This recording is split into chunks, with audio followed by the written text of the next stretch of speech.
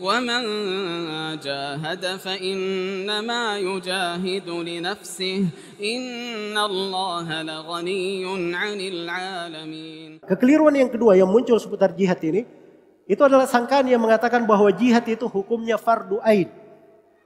Tahu antumnya artinya fardu ain? Hah? Wajib atas setiap individu. Seperti sholat 5 waktu ini. Kalau ada yang tidak sholat bisa diwakili? Tidak bisa diwakili. Dia tidak sholat, dia berdosa. Itu fardu ain namanya. Fardu ain. Ini ada yang menyangka bahwa jihad ini fardu ain. Ada bukunya.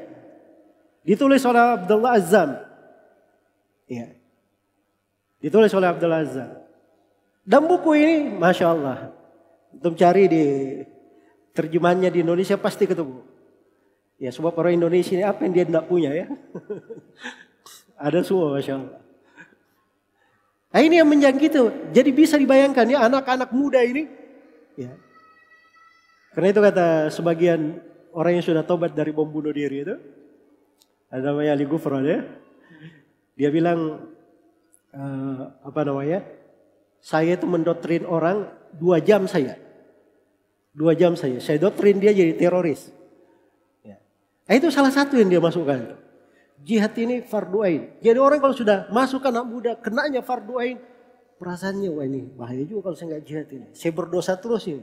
Saya matinya nanti kayak gimana? Dia menangis setengah mati. Ya sudahlah, siapkanlah apa yang dia mau siapkan. Ya. Jelas ya? Nah, itulah yang menyebabkan kadang dia ajak istrinya, kadang seperti kejadian Surabaya itu satu keluarga semuanya. Ya. Jadi gara-gara salah pemahaman. Yang di Surabaya itu kena doktrinnya itu dari dalam dari orang-orang tertentu ya, bukan ini juga, bukan orang yang top mendoktrin juga, tapi bisa kena juga coba. Ya, suami istri, anaknya masih kecil, subhanallah. Itu menyedihkan sekali. Saya menangis ketika dengar berita itu. Itu bisa orang-orang jatuh dalam perbuatan radikal ini, doktrin-doktrinnya masuk. Bagaimana tidak? Jihad itu bukan fardu ain. Jihad itu hukumnya fardu kifayah. Apabila sudah ditegakkan oleh sebagian umat Islam, gugur atas sebagian yang lain. Kemudian jihad itu terbagi 2. Ada jihad menyerang, ada jihad membela diri. Kalau jihad menyerang itu biasanya kalau orang diserang dia bela dirinya. Kalau dia di dalam negeri lain menyerang dia, itu harus dengan pimpinan seorang pemimpin untuk melawan. Nah, ini bukan itu yang sebenarnya biasanya terjadi. Yang ada itu, yang biasa dilakukan oleh aksi-aksi ekstrim itu adalah jihad menyerang. Kalau jihad menyerang di dalam agama, itu disyaratkan beberapa syarat. Di antara syaratnya harus ada kepala negara yang memimpin. Sebab Nabi SAW bersabda, innamal imamu junna yuqatalu min waraihi. Seorang kepala negara itu adalah perisai. Peperangan dilakukan di belakangnya. Kemudian syarat yang kedua, umat Islam harus punya wilayah kekuasaan. Harus punya wilayah kekuasaan. Kalau tidak ada wilayah kekuasaannya, belum boleh berjihad. Karena itu umat Islam itu ada kepala negaranya di Mekah. Nabi SAW ada. Tapi tidak ada wilayah kekuasaan. Makanya jihad nanti disyariatkan setelah umat Islam punya wilayah kekuasaan di Madinah. Kemudian syarat yang ketiga, disyaratkan jihad itu punya kekuatan. Ada kepala negara, ada wilayah kekuasaan, tidak ada kekuatan, tidak ada syariat jihad. Iya. Tidak ada syariat jihad. Saya sudah bilang tadi, kisah Hudaybiyah ya. Sekarang saya kasih kisah lain. Belum terjadi, akan datang. Nanti di akhir zaman, ketika Imam Mahdi keluar, Nabi Isa alaihissalam sudah turun. Kemudian Nabi Isa membunuh Dajjal. Setelah itu dari fitnah di akhir zaman keluarlah Ya'juj dan Ma'juj. Ya'juj dan Ma'juj ini umat tidak ada yang bisa mengalahkannya. Dia perangi seluruh penduduk bumi. Malah senjatanya dia lempar ke langit sampai Allah berikan fitnah senjata itu balik berlumuran darah-darah. Iya. Ini Ya'juj dan Ma'juj ketika keluar, apa sikapnya Imam Mahdi, imam kaum muslimin bersama umat Islam? Ada Nabi Isa lagi waktu itu. Apa sikap mereka? hadapi, yang mati syahid? Tidak ada yang seperti itu. Allah wahyukan kepada Nabi Isa dan Imam Mahdi supaya naik ke Bukit Tur, bersembunyi di sana.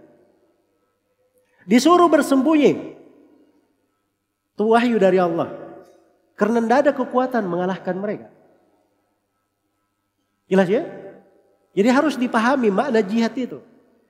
Jangan selalu bilang, oh jihad yang penting kita mati syahid. Ini sekarang ini susah membedakan antara mati syahid dan mati tak syahid. Ya. Susah membedakannya. Sedikit-sedikit ingin mati syahid. Semua kita ingin mati syahid. Itu cita-cita kita. Dan setiap orang punya cita mati syahid itu adalah keimanan. Bahkan tidak ada cita-cita seperti itu kemunafikan namanya. Kemunafikan. Man mata walam yaghzu walam yuhaddits nafsahu bih mata ala syu'batin minan nifaq. Kata Nabi SAW dalam hadits riwayat Muslim, siapa yang meninggal dan belum berperang dengan jihad yang syar'i dan tidak mencita-citakan dirinya untuk ikut jihad berperang bersama pemimpin di jihad syar'i, dia mati di atas mati jahiliyah. Dia salah satu cabang dari mati jahiliyah. Itu cita-cita ada, harus ada pada seorang mukmin. Ingin mati di jalan Allah dalam sebuah jihad yang benar, dipimpin oleh kepala negara, menghadapi musuh yang benar, orang-orang kafir. Nah, itu harus ada. Itu bagian dari keimanan. Iya. Tapi bersamaan dengan itu, tidak disyariatkan berjihad untuk Imam Mahdi dan Nabi Isa bersama kaum mukminin. Jadi syaratkan harus ada kekuatan. Jadi karena itu hati-hati, kalimat fardu ain ini didoktrinkan begitu masuk ke anak muda. Nah, inilah yang berubah cara berpikir. Ya. Luar biasa. Kalau tadi ada yang bilang dia doktrin orang 2 jam, saya pernah cuci otak orang 15 menit saja. Alhamdulillah. Langsung dia tobat, tidak mau lagi menjadi pelaku bom bunuh diri. Cuma 15 menit. Ya. Saya keluar dari rumah pakai jasa sopir taksi. Baru mau keluar dari jalan rumah, nanya masalah jihad. Sampai dekat perintis itu, selesai saya jawab. Dia bilang ke saya, Ustaz, terima kasih banyak ya. Saya baru sadar selama ini saya keliru. Ya. Terus dia bilang, terus terang Ustaz, saya sebenarnya ini sudah terdaftar untuk calon pengantin. Ini termasuk orang yang sudah diprogram untuk bom bunuh diri ya. Waktu kemarin rame-rame bunuh diri dia sudah masuk. Sambil lewat begitu dia tunjukkan kita di jalan tol. Nah, kami biasanya kumpul di sana Ustaz. Kalian bikin apa di sana? Kami baca bukunya Imam Samudra. Jadi itu buku Imam Samudra yang menjadi apa? Bawaannya. Nah, inilah hal-hal yang seperti ini kalau tidak dikantar, tidak diterangkan. Itu menjadi bencana sebagian orang. Kadang dia subhanallah seperti ini, lembut hatinya sebenarnya. Tidak ada orang yang mengajarinya. Tidak ada orang yang mengajarinya. Itu jarak ringkas sekali. Saya perkirakan sekitar 15 menit itu sampai ke perintis itu. Ya karena waktu subuh ya, cepat biasanya. Selesai. Saya terangkan beberapa hal terkait dengan jihad, dia sadar dirinya keliru di dalam hal tersebut. Baik.